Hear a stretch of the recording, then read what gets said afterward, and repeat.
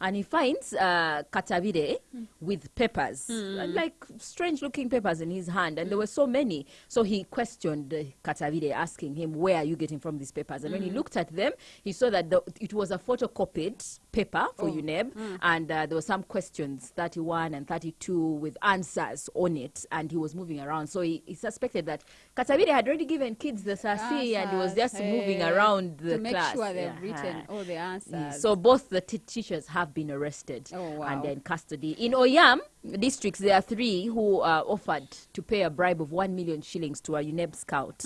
This offer was made at a hotel in Lira, and the scout reported to police, and they nabbed them. This money was in 50-50K notes, brand new. They had given the scout at the hotel, but police was there, and so they nabbed them. And then in Lira, there's also another school where a school director was arrested for the same thing. The school director tried to bribe the scout, saying that if I give you money, make sure we can cheat. Allow us to cheat so that we can pass the examinations. In Amuru, 32 kids failed to sit for the examinations because they were pregnant and married. Some were married, others were pregnant. But in West Nile, of course, pregnant kids are allowed to do the examination. So that's how far the PLE exams is. Auntie Kate, sometimes the head teachers when you give invigilators money. Watch maze because invigilators abamba bakambwe and bichi neverabira these scouts are going to come. Yes. But I think scouts are these ones they were tough. Because I think by the time you refuse 1 million, that means you're being paid good money. Good money, that's what I'm about to say. That I think they're being paid. But then again, the other thing is, what are these teachers teaching? Like from first term to last term, and even from Pre-6, I think that's where it has to get intense. P6 to P7. P6, if you want these kids to cram, why are you looking for Sasi at this time? Sometimes Bagala to appear in papers. In newspapers, into best schools in Lira, maybe best schools in the district. It is this one. Schools are a business, no? Yes. Anyway, so we wish them success. No, the ones who are married, it was clearly, I think, maybe a choice of their parents, not to have them, to put them into those early marriages. But the UNEB system allows pregnant girls to sit for papers. Okay. Now, we go to the presidential candidates. Today, they are scheduled. President Museveni is in Ngora and Kumi districts, respectively. Yesterday, he was hailing the people of Teso for the peace efforts that were brought about, the extinguishing of the rebels, the LRA rebels. And you're saying this peace is what we've brought. Now, it's this peace you should use to create wealth in your area. So it's going to be in Kumi and Ngora districts. Then we have Bobby Wine is in Sembabule and Nyantonde districts. Bob Wine has also been on record saying, yesterday he was actually saying, at least there is not so restrictive movement for presidential candidates. They can now express themselves and all that, but still he has his reservations about, the unfairness in terms of the routes that they pass them and all of that. Then Mugisha Muntu is in Oyam, and then there's Kasese, we have Frank Bolida. In Kasibante is going to be in Luka and Busia districts. Munyagwa is in Chotera and Wengo districts. Munyagwa, by the yesterday, said that he was in Rukunjiri district. He was first of all talking about Kiza Besije. He said Kiza Besije is one of his campaigns as a presidential candidate, but also as a president. If he's elected on June 15th, he's going to ensure that Besije is released from custody. But secondly, he also said that he's going to expel all foreign nationals within 48 hours after he's elected president. Okay. The Indians and the Chinese. He says these people entered Uganda as investors, but now we are seeing them selling pancakes. I know. They are selling sweet bananas. I've not seen them selling sweet bananas. I've not seen a Chinese selling sweet bananas. An Indian selling pancakes. Pancakes, maybe they are maybe in their shops. But me, I've seen them doing supermarkets. I've seen cobblers who are actually, I think, Eritrean or something. But he was saying investor. But instead of giving our Ugandans jobs, they are the ones doing the same job. So he says within 48 hours he will be expelling them. Anyway, so that's about our presidential candidates. Then finally, of course, just an update on the traders, because the last we heard about them, Monday Madness was yesterday. Yesterday we saw that they came and they have actually dragged KCCA to court.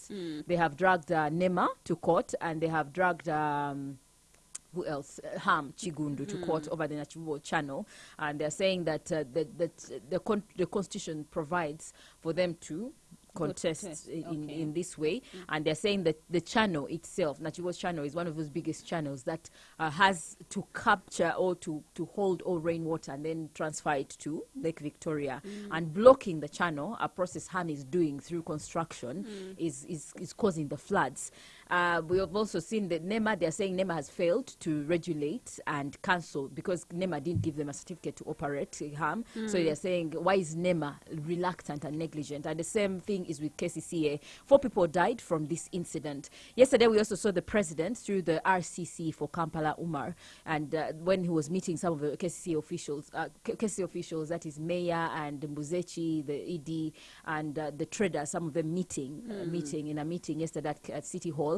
The president expressed sympathy with the people who died and the floods that, destroyed people's businesses. And he was saying, he was ordering an investigation into this. He was asking actually that, what is the cause? We need to know the exact cause of the flooding. Is it Ham Chigundu's, or there's something else, that is causing it? So as we know right now, KCCA, for them, they are saying they are already assessing the extent of damage, and they'll release a report on the way forward. That is Buzechi.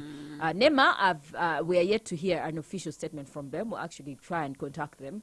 But then we know that they have been dragged to court. Court is yet to set a date to hear. Oh, wow. Mikwasa nnako manyi luli Friday twalabanga ebyokusaaga, but over the weekend is when we saw a lot. The extent of you saw people pulling out bags that had been soaked. When they some of the quality of the shoes and bags, some of them peel off. So that's already a loss. There's a guy I know alwadde atunda nga alina edduuka ly'abaana. Atunda ebintu by'abaana nagenza okulaba nga takyayinawo yadde anything ng'edduuka lyonna liweddewo ate ziri mu loan. I know. So how are they going to pay? Who is going to compensate them? When I was looking at their petition, I didn't see anywhere about compensation, but I think maybe it's one of the prayers in their they have to be but one of the things that they want is an injunction from court stopping Ham's construction completely. Until further notice. Banaamalako. But president directed. Ekisooka baba compensating. We shall see the other things. I think KCA will compensate probably. How much? It depends. Auntie, they are saying they are assessing the extent of damage. So I don't know. Maybe people with evidence. Maybe you have your materials or your merchandise that was destroyed or damaged. You bring it before KCCA and maybe they see and then see how much. Well, I can't say. I can't say because I might be insulting a trader out there. I know. Because first of all, there are taxes. Yeah. There are those taxes, import taxes, depending on how much you imported. Then there are those local taxes, the IFRIS and all that. Then there is rent that you had to pay for that month. I know. Then because the landlord taga because it's his place, so you have to pay him for that month.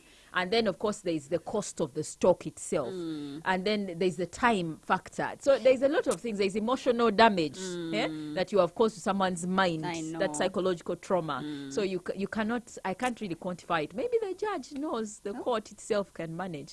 I hope they are fair. Yeah. I hope so. Hello, guys.